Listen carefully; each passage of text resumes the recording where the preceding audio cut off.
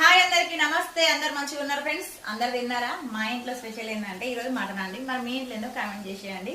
Mutton ఎందుకు తెచ్చిండంటే మా ఆయన, నేనేమో చికెన్ తింటా, ఆయనకేమో మటన్ ఇష్టం. నా కోసం కోరిక చంపుకోలేడు కదా. అప్పుడప్పుడు మగవాళ్ళు వాళ్ళకి నచ్చింది తిననియాలండి. ఉన్నది చిన్న లైఫ్, హ్యాపీగా బతకాలి, గడిపిన క్షణాలే మనవి. ఇంకా మటన్ చూపించలే కదా మీకు, చూపిస్తారండి ఫ్రెండ్స్.